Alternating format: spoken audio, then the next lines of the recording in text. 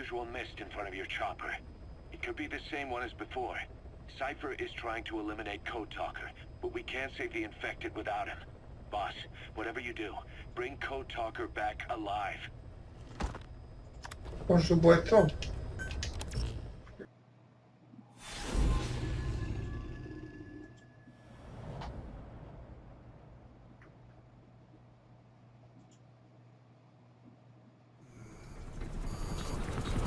Clouds ahead! It's them.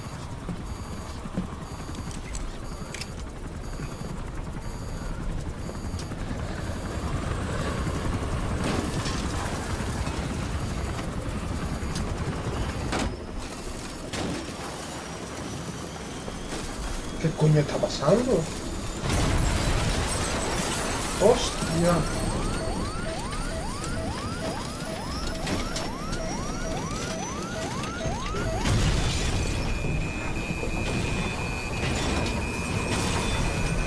No, tío, otro accidente en helicóptero no. Que nos vamos a parecer a Mariano Rajoy.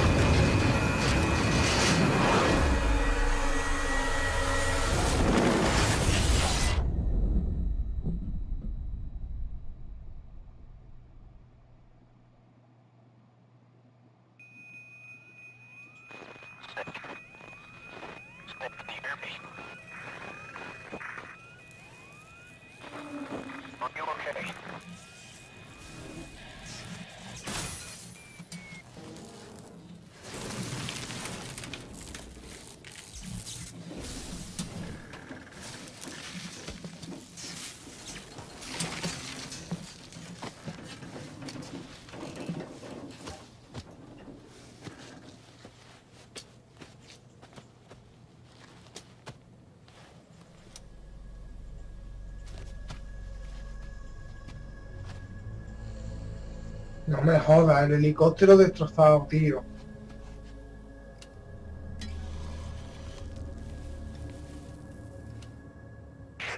It looks like you're surrounded by mist. The support chopper can't get close to your position right now. Hostia, menos mal que está vivo.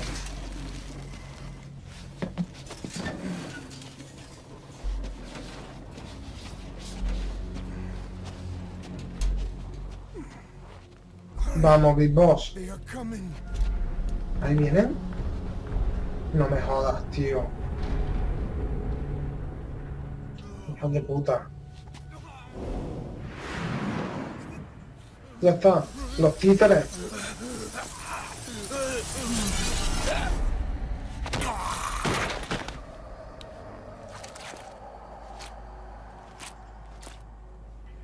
Hostia, pero estos están más bestias, ¿no?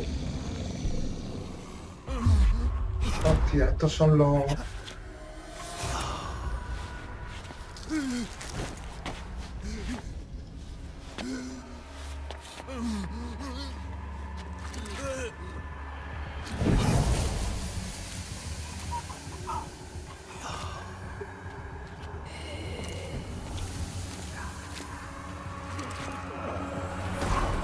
Bueno...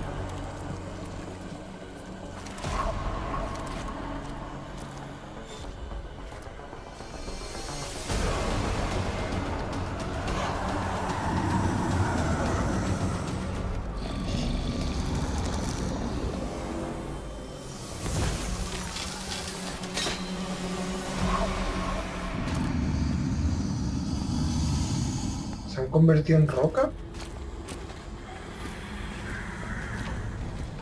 We are their quarry.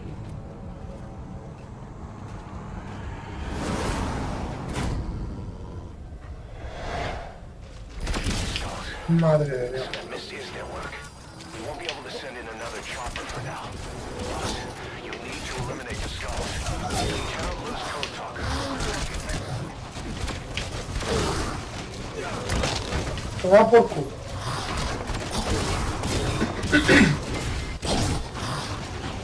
Hostia, ¿lo cogió?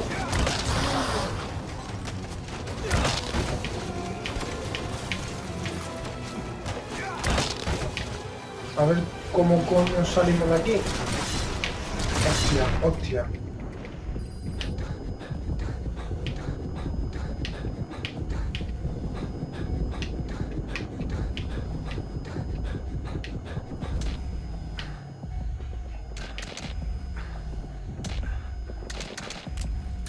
Vamos a tirar de armas que hacen daño.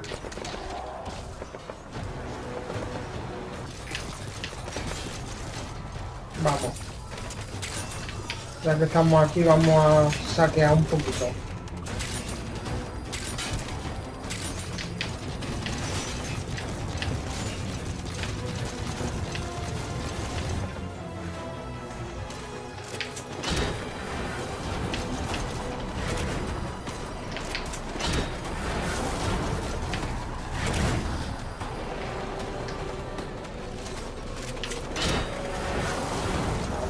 Vamos.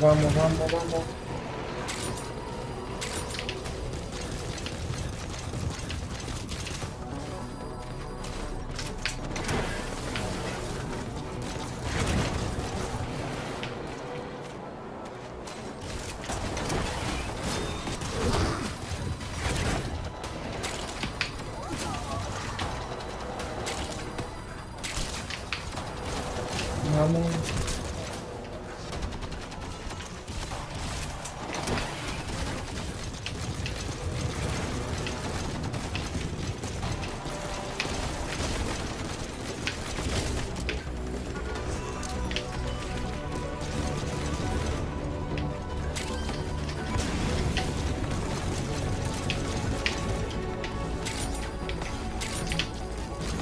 Vamos.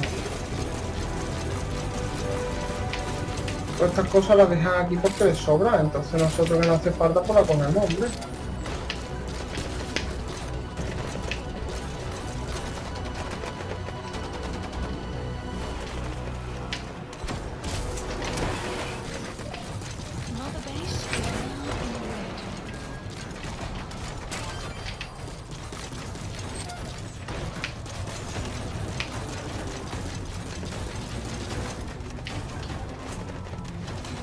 Vamos.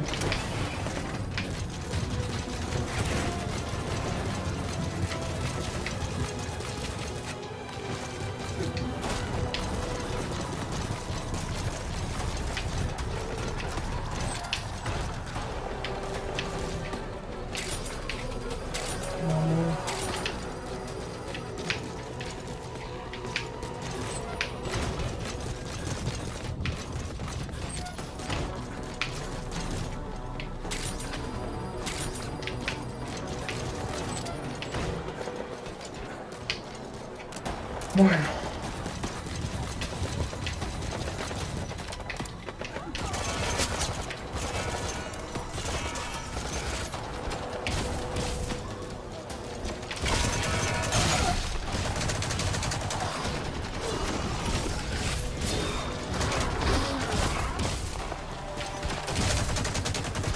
Vamos ya por uno. Vamos a centrarnos en uno.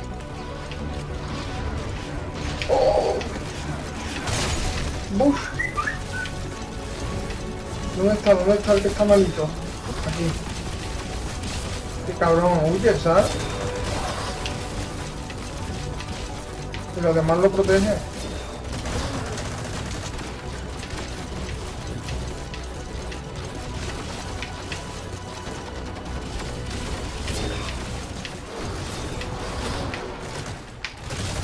¡Ah! ¡Oh! ¡Cabrón!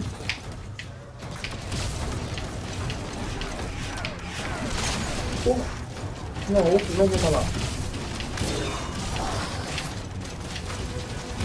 ¿Dónde está, tío?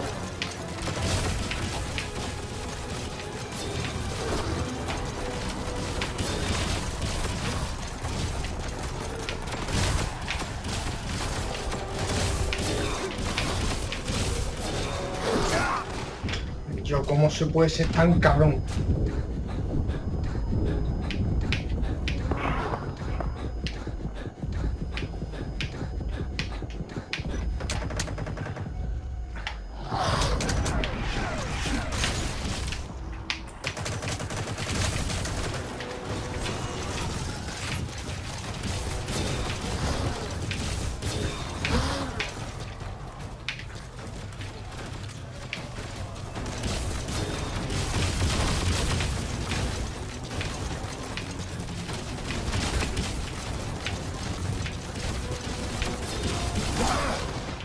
Yo en serio, tío.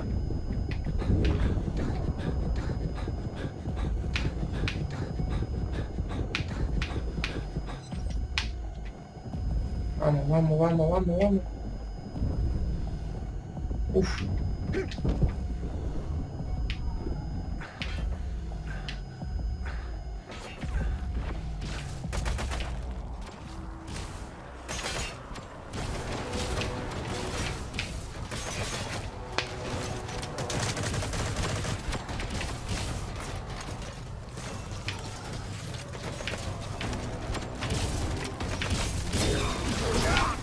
Venga ya, sí, hombre, me vas a dar.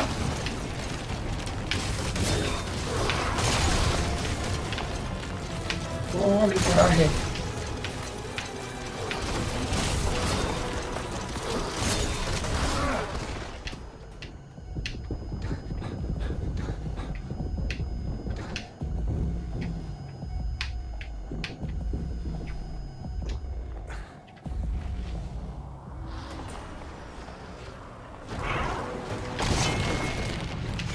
Coraje me tengo.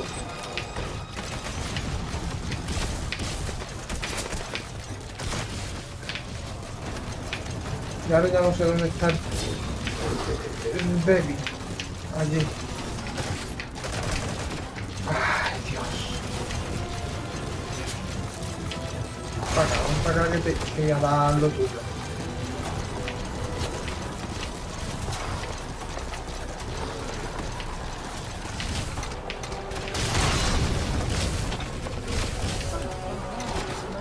¡Oh! ¡Dios!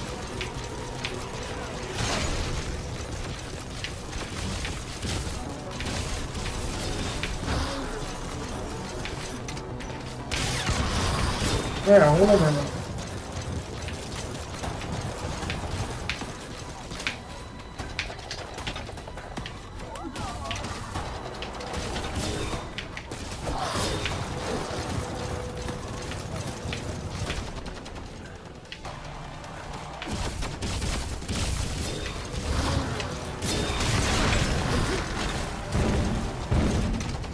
Ay, que no tengo.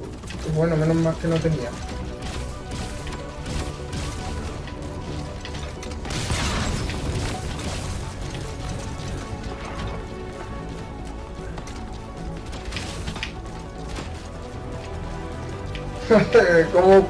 como cuando vamos a por ello se esconde, ¿eh?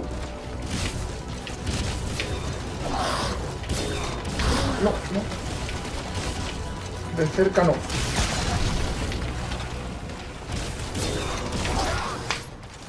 En serio, tío, qué cabrón eres.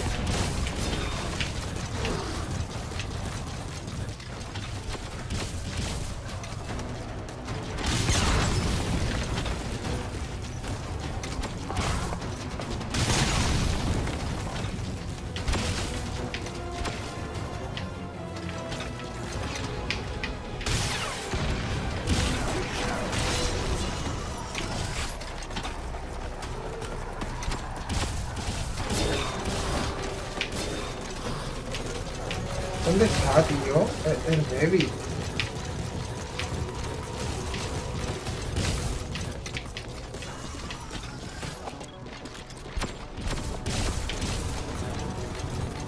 Vale. Estos dos están igual.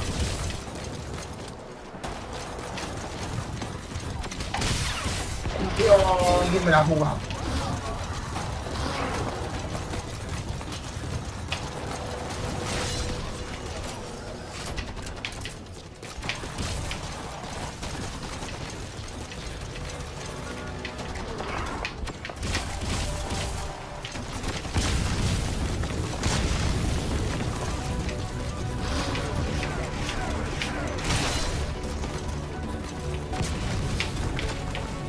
¡Cacha, hombre, tío! ¡Qué fuerte! Que no le doy ni una.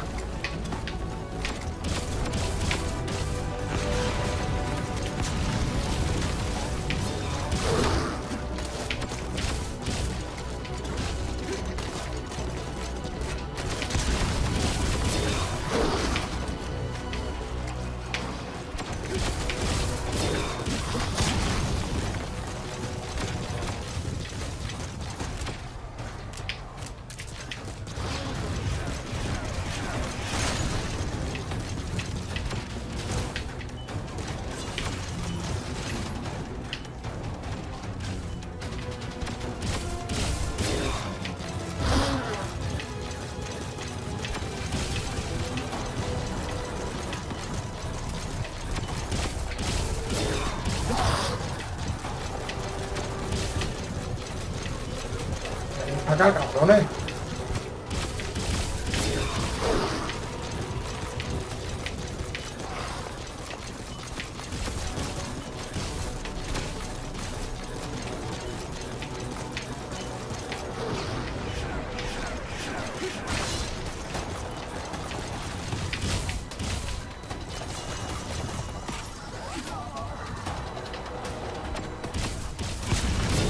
¡Calla, hombre! Joder.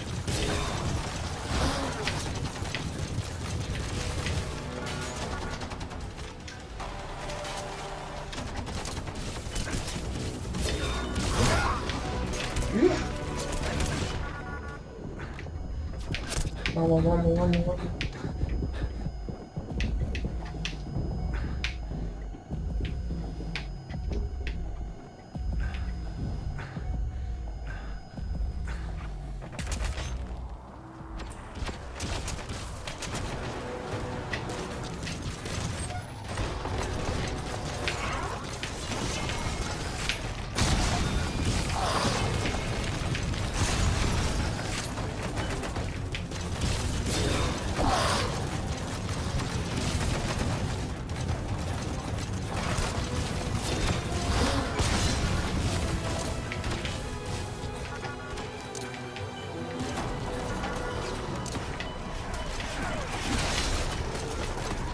Vení, vení, vení para acá.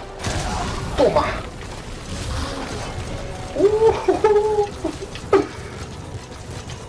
Fíjate qué hago, vamos a ver.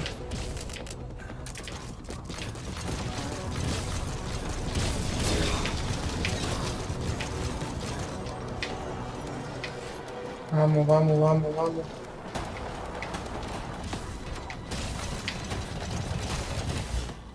Vamos a pedir un arma ahora que aquí ya estamos un poquito más tranquilos.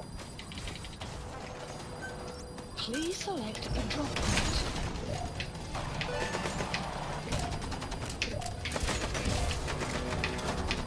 Supplies requested. Hostia, en serio, tío, como más jodido, ¿no?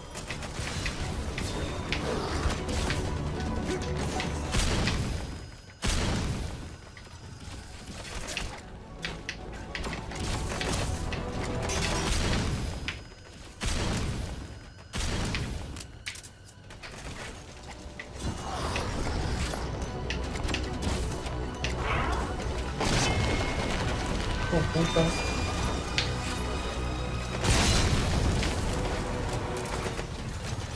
¿En serio que me ha quitado el arma?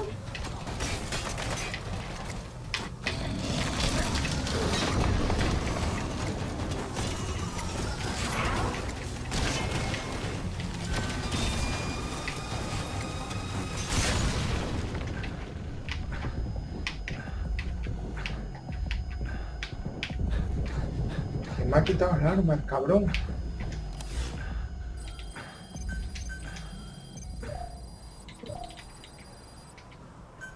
Please No, no, select no, a no, drop eso no. point. Please select supplies requested. Qué cabrones.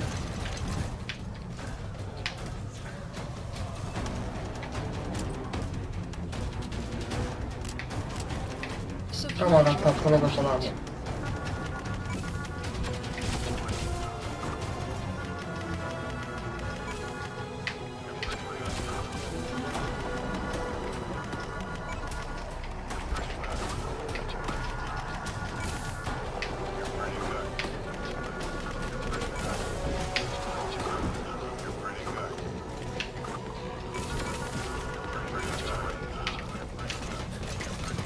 Vamos, vamos, lanzagranada.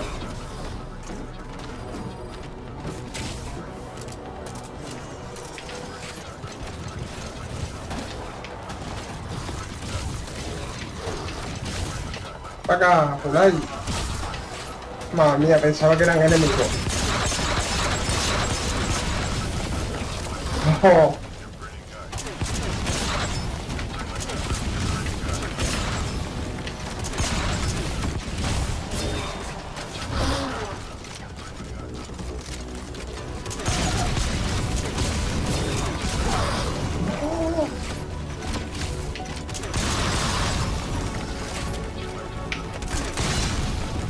Acá. Acá te vas a enterar. Estás solo ya, ¿eh?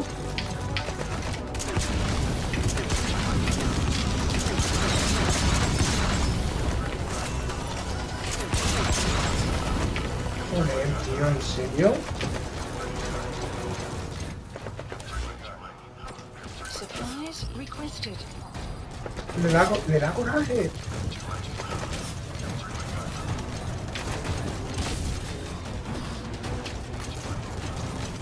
Supply drop complete.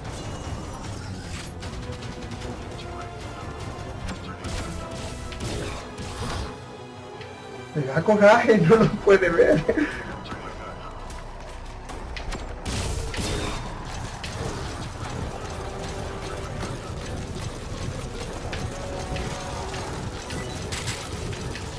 Venga. Acá, chulo. Vamos a ver a quién puede más. Sí, ¿no? Toma.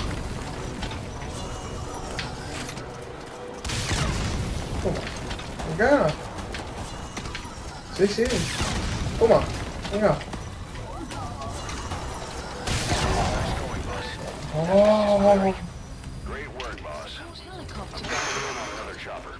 Get Code Talker to the LZ and wait there. Mission easily has ¿Dónde están los otros soldados?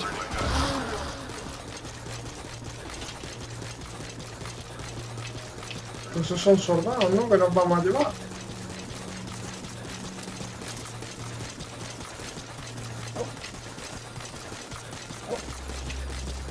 The map has been B-Quad. updated. Arriving shortly at LZ. This is P-Quad. Have arrived at LZ. We'll stand by. Subject on board. Leave the rest to us. Qué bueno, qué pedazo de batalla.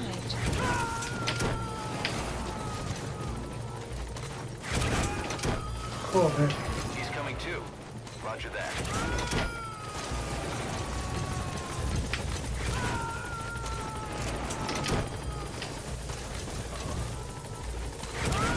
You gotta extract him.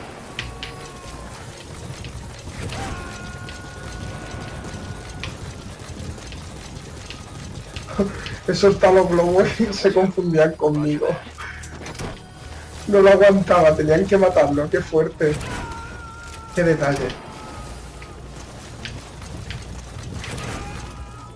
Subject on board. Ya vamos a aprovechar para llevarnos todo esto para la base, hombre. Es una pena que se quede aquí desaprovechado. Ya que nadie lo quiere. He's coming too. Roger that. Y estos containers van a venir perfectos.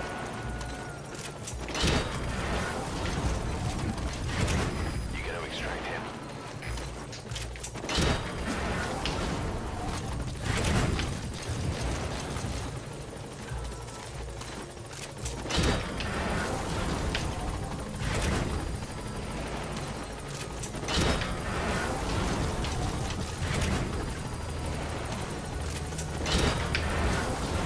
Ahí. Ahí.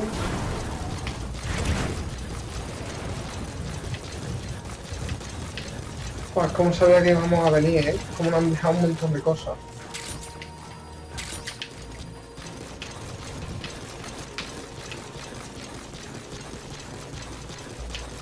Y es que encima, sin tener que matar enemigos, porque se han quedado todos inconscientes, bueno, sí, los cráneos, cabrones, pero bueno, quitando eso, no lo han puesto en bandeja. Ya ves tú si vamos a sacar cosas de aquí.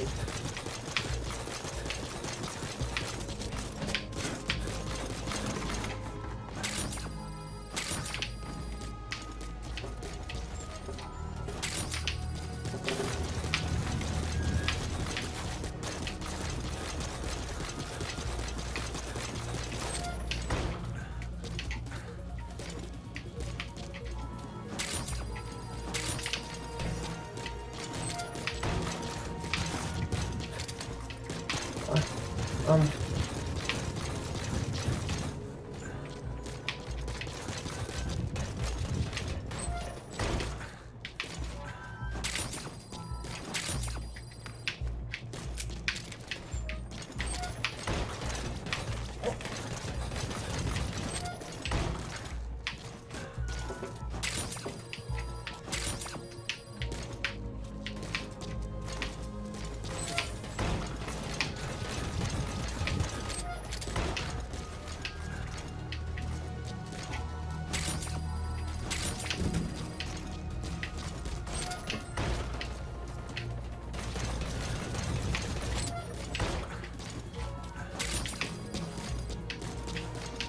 que hay otro aquí.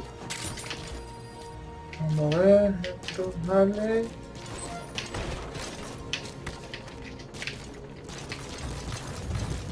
Aquí no había una puerta por debajo, ¿no? Y no. Entonces, a ver si es por aquí. Esa no se puede abrir. Esta sí.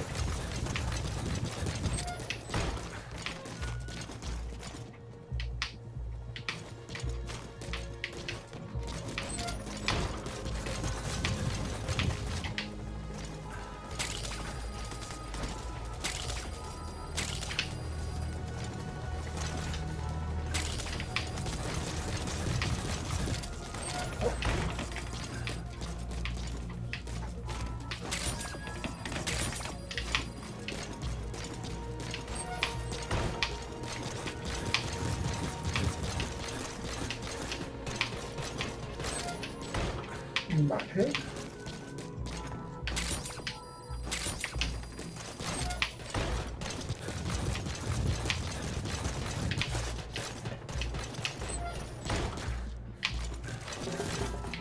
Joder, sí que hay aquí cosas, claro, como la base es tan grande, hay muchas más cosas de lo normal. Vale, de todas formas ya creo que lo hemos cogido todo.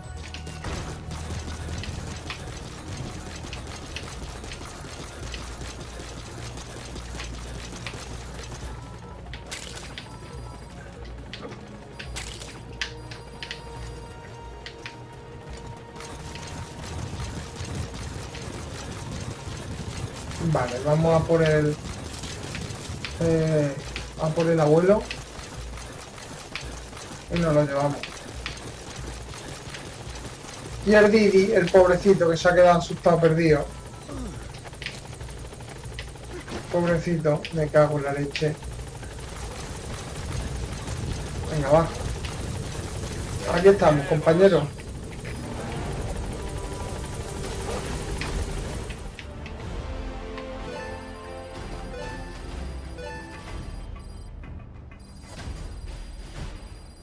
Joder, 6 han muerto debido a la epidemia. Me cago en la leche, tío. Qué putada.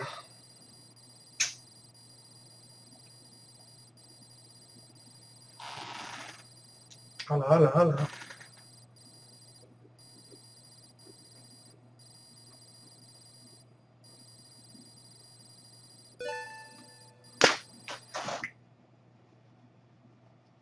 Mission complete. Phew, at least you made it out in one piece.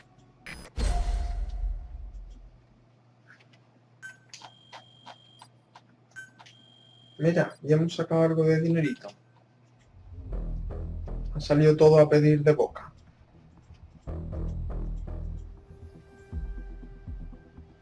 Tan, tan, tan, tan. Tan, tan, tan, tan. Taradara, tan, tan, tan, tan. Qué guapa está la misión esta.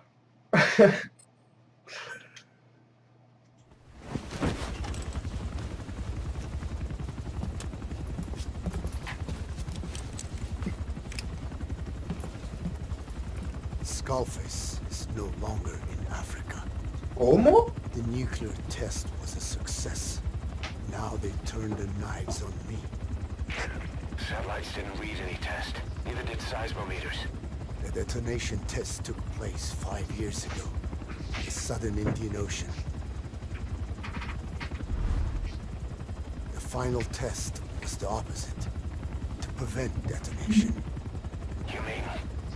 Skullface plans to sell nuclear weapons that he retains control of. It's not like hawking small arms to militias. Indeed. He plans to avoid detection by exporting minerals containing tiny amounts of uranium in the form of metallic Archaea. Once on site, the metallic Archaea enrich the uranium and weaponize it. Loaded onto all-terrain bipedal machines. They ensure any country, armed group, even the smallest terrorist cell, can become a nuclear power. Bipedal. So that's why they needed Huey. A nuke business to replace the arms business. And Skullface owns the market. The very atmosphere of nukes, anywhere and everywhere. Deterrence on all sides. So that's why he ran a non-detonation test. Yes. Another metallic Archaea instantly overrides the criticality generator. A fail-safe only he controls. Any such weapon can be deactivated whenever he chooses, regardless of who owns it or their Hostia. intent to use it. Qué fuerte, eso sí que es interesante. By a man, not a country. If they proliferate, conventional nukes lose all value. Political, military, and economic. The two superpowers become powerless. Qué fuerte. Claro, si van en contra suya o lo que sea, pues con desactivar la arma.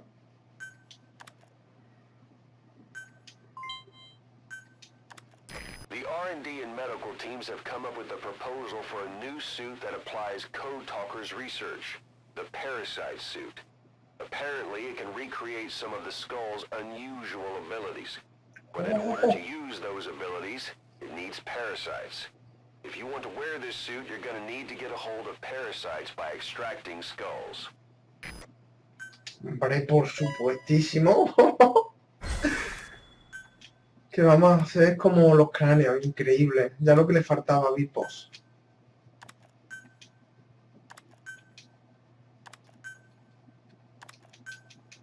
Che, esto qué fuerte. Estos han sido los soldados que hemos cogido que se han quedado inconscientes. Lo fácil que lo hemos tenido y lo buenos que son, ¿eh? Ya ves tú, 4A++, 9A+, 5A y 5B, creo.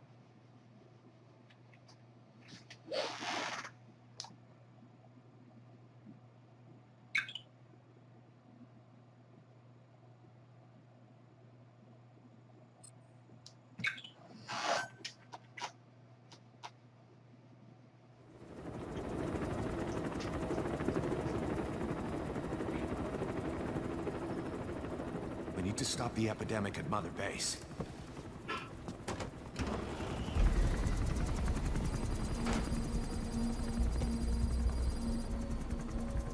About the pathogen spreading through Mother Base, what's your opinion? Textbook symptoms of vocal cord parasite infestation. And judging from this casualty list, it is the Kikongo strain. Kikongo, ese era el idioma. A breed of parasite that triggers symptoms upon detecting pronunciation specific to Kikongo.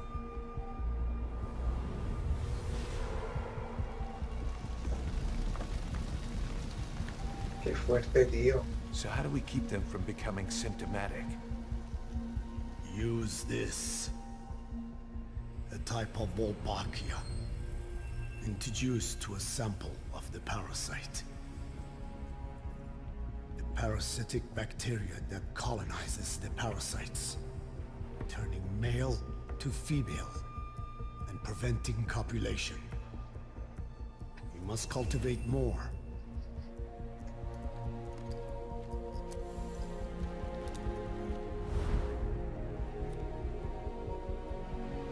Oh, menos mal. Toma, sí señor, sí señor.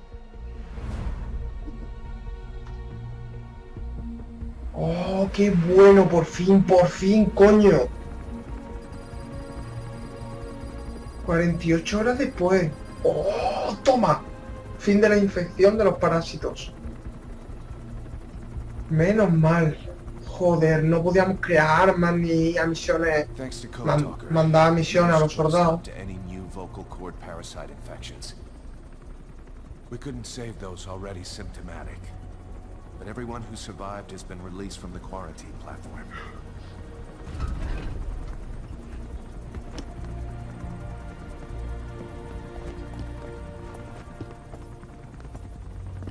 ¿Me pasa, Miller?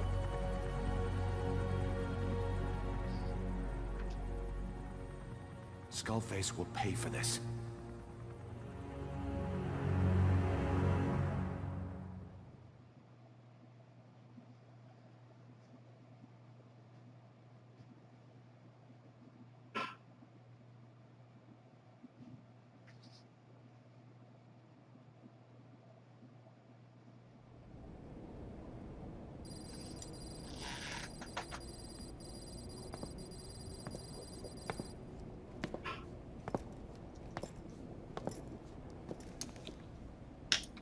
Again with the truth serum?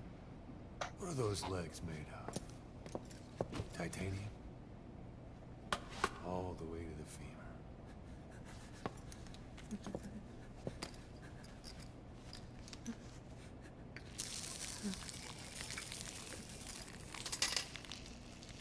¿En serio? Metallic Archaea. Sahelanthropus. Where is it? What? We have to know before his plan is complete. Sahelanthropus is the final piece. What are you talking about? If the Soviets break out a mobile, controllable nuclear weapon, East-West relations will be right back at the Cuban Missile Crisis. The Cold War returns to life, as countries without nuclear arsenals line up for what Skullface is selling. Nuclear weapons proliferate overnight, and on the brink of annihilation, the world maintains its balance. But we know this is all just a shield, a ruse. The cleansing parasites are what matter most. A WMD to eclipse even nukes, and the only one that can still be used. Skullface is the world's greatest threat, and Zero's. The pieces are in place. All that remains is to unveil Sahelanthropus in Afghanistan. They can't activate it without me.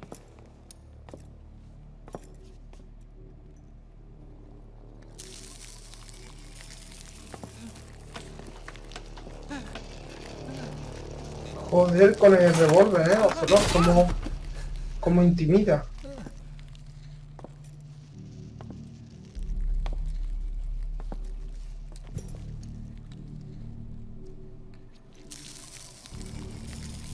Dios mío de mi vida. Di lo que sepas, por Dios, dilo ya.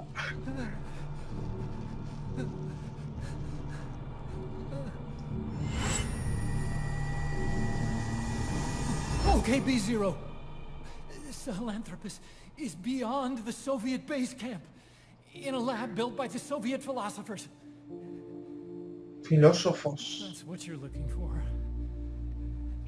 But I have no idea how he's controlling it. It wasn't designed to accommodate a human pilot.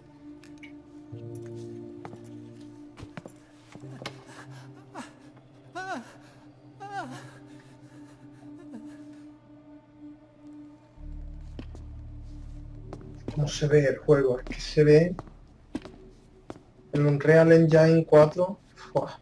Qué motor gráfico, qué pasada, qué maravilla lo que es capaz de hacer ese motor.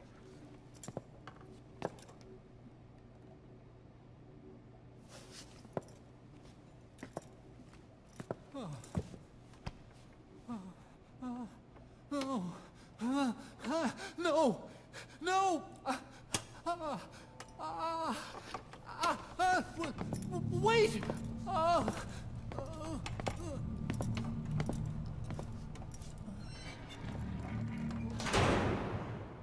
¡Hostia! We got word from Afghanistan. Everyone at the Soviet base camp's dead. No sign of fighting. Parasites. Skullface's men then headed north. The target is OKB-0. That's where he'll activate Sahelanthropus. Unless we stop him, he'll go down in history a conquering victor. We can't let that happen. Wipe him out. Don't leave any trace of his existence. I'm gonna need backup on this one.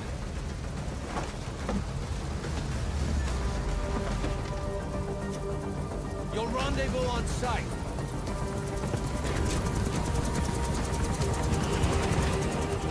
Hostia puta, cómo se está poniendo la cosa, ¿eh?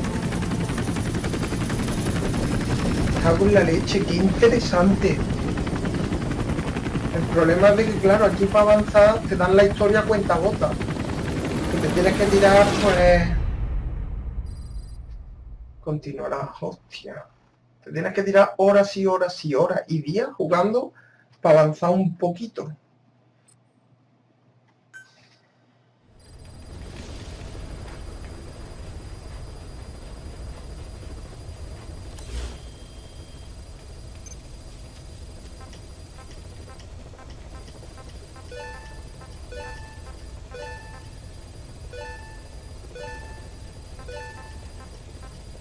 Mission list updated.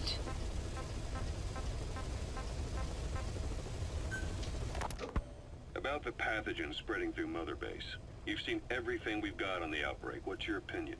Textbook symptoms of vocal cord parasite infestation. And judging from this casualty list, it is the Kikongo strain, meaning a breed of parasite that triggers symptoms upon detecting pronunciation specific to Kikongo. So our Kikongo-speaking staff are at risk. Quite so. He's right. All the victims do speak Kikongo. So they can survive if they just use another language. There is no guarantee. You're only dealing with the Kikongo strain. Other language strains may be present. You well know he was teaching them languages from all over the world. The Devil's House.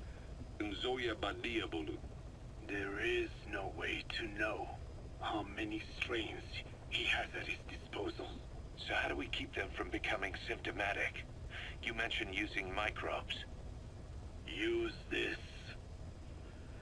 A type of Wolbachia. Introduced to a sample of the parasite. Wolbachia? A parasitic bacteria that colonizes the parasites, turning male to female and preventing copulation. You must cultivate more. What have you done with the infected bodies? Cremated to stop the spread of infection, but we did keep a few for study. Good. Take this sample, grind it to a pulp, and introduce it to the larvae now nesting in the dead. The Wolbachia will multiply rapidly within those larvae. They're soldiers, not some petri dish. Conventional cultivation methods will take too long. Extract the Wolbachia from those larvae and vaccinate your men. Kikongo speakers first. This is the fastest, surest way. No one is to speak a word of Kikongo until the Wolbachia are safely inside them. I will instruct your medical staff in detail on site. You have the appropriate facilities. Yes, but do not worry. I made a pact with your Bit de Holone on the honor of the Dene. I speak no lies. Keep an eye on him. Will do. Follow me. I'll take you to the medical team. Now, we must wait for the Wolbachia to multiply in the larvae. How is the disease transmitted? If it's carried by insects or rodents, then... There is no intermediate host. So... The vocal cord parasites lay their eggs in the larynx of the host.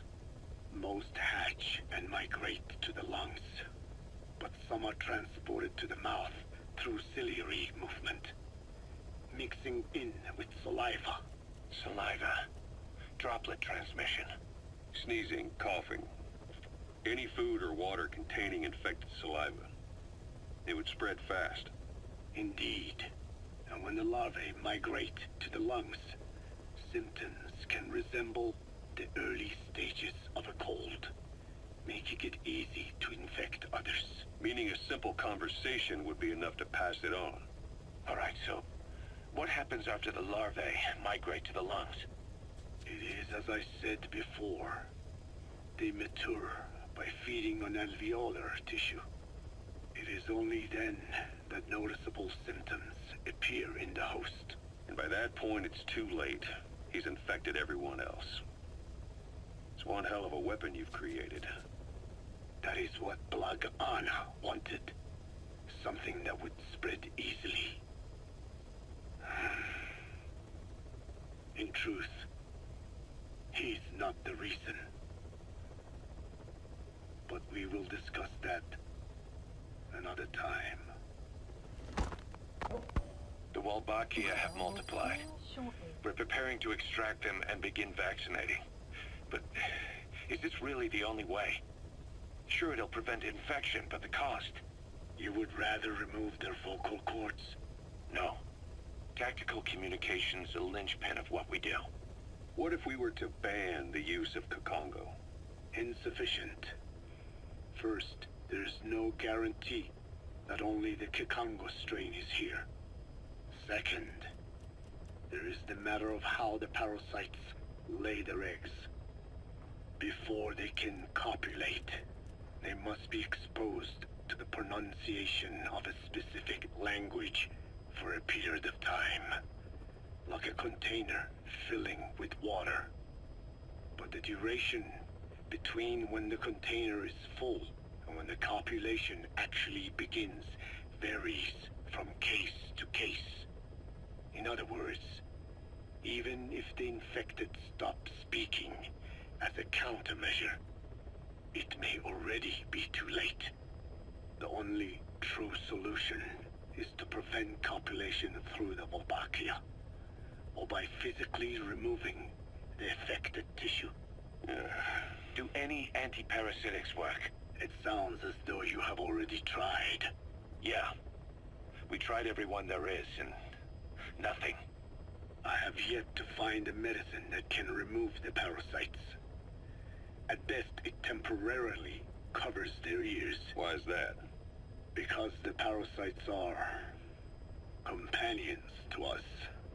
To remove them inevitably harms the host. Companions? More than you think. And this is why the human immune system cannot eliminate them.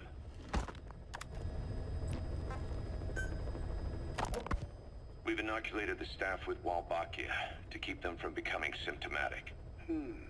That should also contain the infection. How did this happen in the first place? It has to have been a Cipher spy within our ranks. If this is so, then why the Kakongo strain? If their intent was to wipe you out. Skullface said the remaining English parasite was close to the boss. If this latest strain was his doing, he wouldn't have tipped his hand. It is possible someone brought eggs onto the base without knowing. Stuck to their shoes, clothing. Well, that makes the most sense to me. And where did the eggs come from? You mentioned that your boss visited Nzoya Badiopulu. Sure, but his gear's disinfected immediately upon return. Then he was not the carrier. And not just the boss. All staff dispatched to high-risk regions were quarantined on the flight back. When the symptoms first appeared, we checked and disinfected all equipment used up to that point. Any and all prisoners, soldiers, materials, and animals extracted during missions were also quarantined. So, that just leaves... I have seen children around here. Where are they from? All over. Some were being held hostage at a mine. Then there were the troublemakers at Bwala Yamasa. Bwala Yamasa? Yeah. Their clothes, their things. Did you burn them? They're just kids. We couldn't. And besides, not one of them's shown symptoms. The parasites don't infect prepubescent hosts. Their vocal cords are not fully developed. Well, if infection doesn't occur in children... It is possible they carried eggs on their clothes, and the infection spread from them. Check the kid's stuff.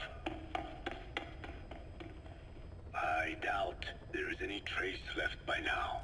But if there is, some of those kids must be close to hitting puberty. How could we have missed this? The name Walla Yamasa got quite a reaction from you.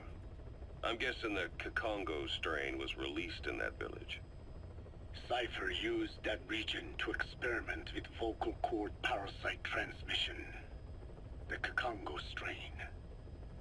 The settlements around the refinery upstream of Walla Yamasa were the proving grounds.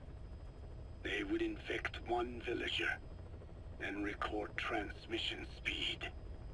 Dangerous work. If they failed to contain the infection, it would slip into the surrounding regions. At which point the world found out about the parasites, making them useless as a weapon. Incredible they'd risk such a thing. The test site was densely populated too. A terrible place for such experiments. No doubt, they thought burning everything would wipe away all traces. The settlements were covered in oil anyway. Who would wonder if one day they caught fire? And so it did. They burned it all, living and dead. Those remains. But they miscalculated. Transmission speed was far faster than anticipated. It may have been the temperature, or hygiene standards, or perhaps the parasites reacted quickly to Kikongo. Whatever the reason, nearly all villages were swiftly infected, and the settlements reduced to mounds of corpses. Making matters worse, the dry season was ending. When it came time to burn the village, the Moneni River had swelled. Many of the bodies were waterlogged. Meaning they didn't burn completely. The corpses still contained viable eggs, and the larvae washed downstream. And when the people downstream drank that water, that marked the end for Walla Yamasa. I learned all of this at the mansion. I warned him of the risk of eggs getting out. And? We are prepared for any eventuality. I get it. Putting the oil field back online. The oil leaks, saner. They plan to pollute the river, prevent the spread of infection. But the oil flow was stopped, and downstream the people of Masa village started using the water again. The PF soldiers deployed at the village were locals, spoke Kikongo. They were infected, and the kids survived. I've heard enough. And who stopped the flow of oil? Don't. We did. That confirms it.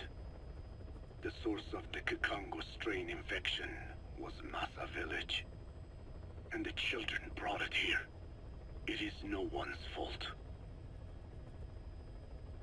There is no blame to be cast.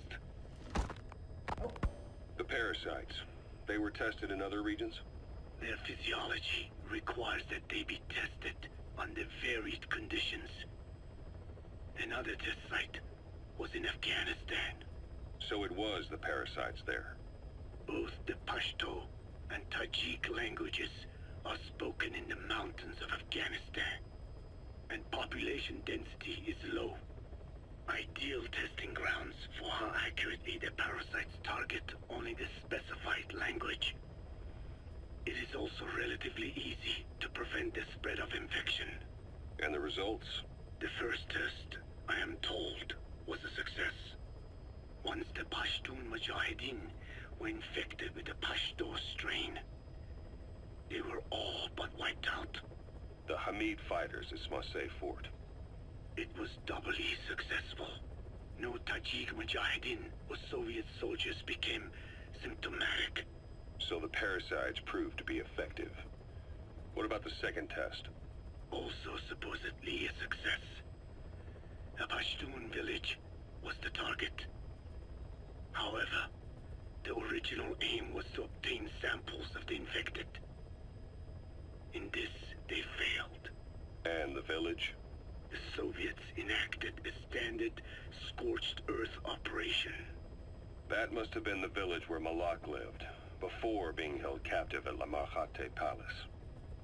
Having had more time to think on it, the details shared with me may have been false.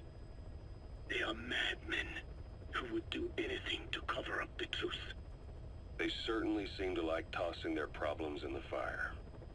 As a boy, Skullface's life went up in flames. Perhaps that is what fuels his fixation with fire. Your Wolbachia stopped the infection all right, but I still don't get it. How can a few bacteria change males to females? I know they're only bugs, but... It is not such a rare thing in the natural world. Many insects and nematodes are infected with Wolbachia. But why? They nest in the cell cytoplasm of the host, even in the egg cells, with the result that the offspring are born infected. Mother-to-child transmission.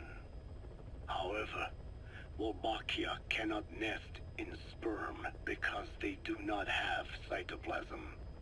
So even a successful infection of a male ends after a single generation. This means the Wolbachia must resort to maximizing the population of infected females. Sounds like an ethnic cleansing campaign on a tiny scale. Gender change from male to female is their survival tactic. So more females means more Wolbachia carriers, so it can keep thriving in the following generations. But the parasites in a human host are supposed to be a mating pair. If there's no male, there'll be no offspring at all. It's killing itself. Slow down. This tactic is intended for environments where a single male can copulate with multiple females. Originally, the Wolbachia did not infect the vocal cord parasites. I created a mutated strain, modifying the Wolbachia so that it could infect monogamous pairs. The Wolbachia's greatest multiplying tactic, the male-to-female change, worked against itself in the monogamous parasites. Just as you said. Then, I performed repeated selection of Wolbachia strains until I achieved 100% certainty of male-to-female conversion. Creating female-female pairs, unable to reproduce. And you say the Wolbachia affects the host of the host, that is, us, cutting off our means to reproduce? It is almost certain. Of course, we will not turn female. After all, mammals possess no natural gender-changing function. But some Wolbachia strains can cause cytoplasmic incompatibility in the host. Is that some cell deformity? Put simply, it means the altered sperm of infected males kill the female's egg on contact. And that's happened to us? Yes. And yet, what occurs in humans is not just simple CI. To date, there are no cases of Wolbachia affecting humans. The fact that this strain causes this effect, is it the vocal cord parasite's affinity with humans? I do not know enough to say for sure. So the parasite warps the host. Reminds me of what Skullface said. It is the way of all organisms to create their own optimal environment. Just look at you and this base. Organisms that cannot do this are doomed to extinction. The difference with parasites is that their environment is another organism. That creates a connection between life and life. Parasitism, symbiosis, or death. In this way, the host too is challenged to adapt.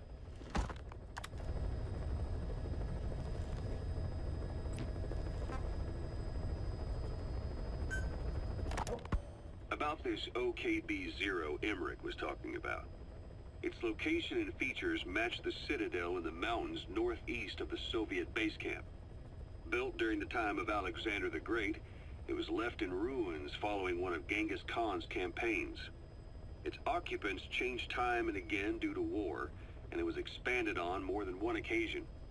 Ultimately, it fell into the hands of the Soviet philosophers. The Soviet army was using it as the headquarters of its Afghan invasion force. But it would seem that Skullface's connections with the philosophers gave him license to develop Sahelanthropus there. And that's what Emmerich was doing at the place, before he got the axe. But OKB is a designation the Soviets use for weapon design bureaus. There's no way they'd have one of those in Afghanistan. And, in principle, the numbers that follow OKB are always integers above 1. There is no 0. Perhaps this was a secret facility of the Soviet and Chinese philosophers dating back prior to World War II. Though it's more likely Skullface just picked a fake name that more or less fit the Soviets' pattern. He doesn't go there often, but he sure as hell won't miss this. They use the heliport on top of the tower for his visits. Start by heading for the heliport. Then wait for your chance to make contact with Skullface. It seems Sahelanthropus's armor is made from depleted uranium. That offers some serious protection. The U.S. military is planning on using it for its main battle tanks, too. Maybe that's where Emmerich got the technology. Uranium? They're using nuclear fuel for armor now? No. What they use for nuclear fuel is uranium-235, which is extracted from natural uranium. Depleted uranium is a byproduct of that process. Sort of like the leftovers, I guess. The garbage. Uranium-235 makes up 0.72% of natural uranium, whereas depleted uranium contains only 0.2%. What are the benefits of using it for armor? It's a pretty short list. Uranium's a heavy metal, like lead, meaning it can hold a greater amount of kinetic energy. But it also boasts a hardness closer to tungsten. That makes it an ideal material to use for, say, armor-piercing ammunition penetrators. But it's not the best choice for armor. Its volume is less than that of ceramics, but for an equal weight, you could end up with less protection. So why use it then? According to Emmerich, it came down to him being unable to source ceramics technology from a manufacturer. Plus, given that it's an upright walking vehicle, he wanted to reduce the bulk of certain areas. Despite all that, depleted uranium still makes for some tough armor, and Emmerich says it's been proven in live fire tests. It stops most Soviet tank shells.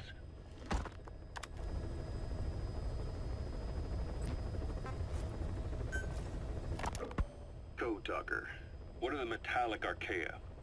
Volcanic craters spewing sulfur. Water hot enough to boil your skin off. Ocean depths of 800 plus atmospheres. Wastelands radioactive enough to kill you where you stand.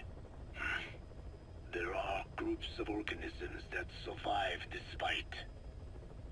No, because of living in such environments. I've heard about them. Extremo... something. Extremophiles. By selecting certain species, then subculturing and repeatedly modifying them, I created a metallic offspring of pure Archaea. They subsist on metals rather than organic matter. And some of them even consume uranium? Yes. Uranium enrichment Archaea metabolize only uranium-235. As a result, they produce weapons-grade enriched uranium. How is that possible? Consider how plants fractionate carbon isotopes when they conduct photosynthesis. Nature possesses abilities beyond our imagination. So, it was Archaea that brought down your chopper? Corrosive Archaea, yes. They oxidize metals, feeding off the energy in the electrons they receive. What became of the wreckage? We had the R&D team retrieve samples for study in, airtight plastic containers, of course. Prudent. We shall extract Archaea from it in good time. They should help you fight back against Black Anna. Any chance we could start now? It doesn't have to be a lot. I might just have another use for them. If it's only a small amount you need. That's fine. I'll get the R&D team to assist. Let's go. South Africa was previously suspected of developing nuclear weapons. It already had a conspicuous presence at the UN because of apartheid and its armed expansionism. But when neighboring Angola and Mozambique became socialist countries in '74, South Africa felt hounded into a corner. So it accelerated its nuclear program to protect itself.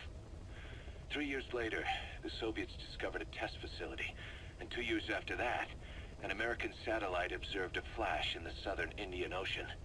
It said this was South Africa conducting a nuclear test with the help of a certain ally. Skullface used the situation in South Africa to get this ally to lend a hand. They both wanted nukes, so it was a mutually beneficial relationship.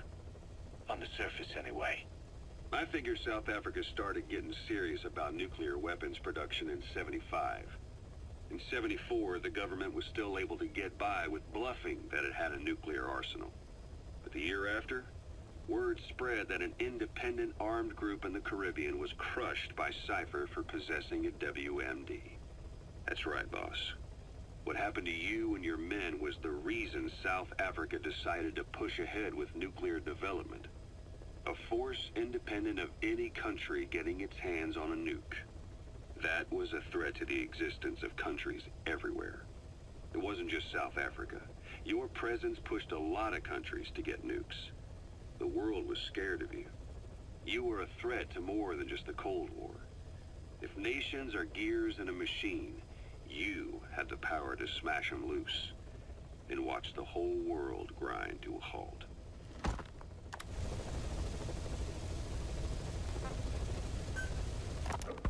Emmerich uses externally powered legs of his own design. It's bionics technology, a product of the U.S. military's failed attempt to develop a powered exoskeleton. All the wearer has to do is apply a little force, and the actuators continue the movement in that direction. But his legs are unique. Instead of using a hydraulic mechanism, the actuators run off metallic archaea. That increases the actuator's reaction speed and also enables him to lock and release the joints at will. The legs are a nifty little gadget, but they have two clear weaknesses. First, they're dependent on external power, maybe because he built them knowing he couldn't leave his lab. There's no internal battery. That's why they won't work if they aren't plugged in. Second, and this is more than just a weakness, the legs are directly connected to his bones. Could be to minimize signal loss in the order's output to the legs and the drive response from them. Either way, Emmerich has used bolts to attach load-bearing parts directly to his femurs, probably by mimicking surgical treatment for compound fractures and the like. But the end result is those legs and his body are fused together, and that appears to be how he's able to move them so precisely. But that also means that any shock to the legs would be delivered right to his bones by way of those bolts. The same is true if he encounters the corrosive metallic archaea. If the corrosive archaea ate into the exposed bolts, they'd reach the endoskeleton parts and eat through them too in the blink of an eye. The doctor's bones are full of holes to accommodate all the bolts. They're like sponges. If he were to lose the reinforcing parts, even the tiniest bit of force or weight would snap his bones. So when I dangled those corrosive metallic archaea in front of him, he realized straight away what would happen. Life wouldn't be worth living if he lost those legs of his. I'd bet that is what the doctor fears the most. I just helped him imagine what it would be like. Thanks to that, I got the information we needed without either of us getting hurt. You know how he is. He's probably already over the shock. The better you know your adversary, the easier it is for you to get information from them. And vice versa. Para vosotros, jugadores.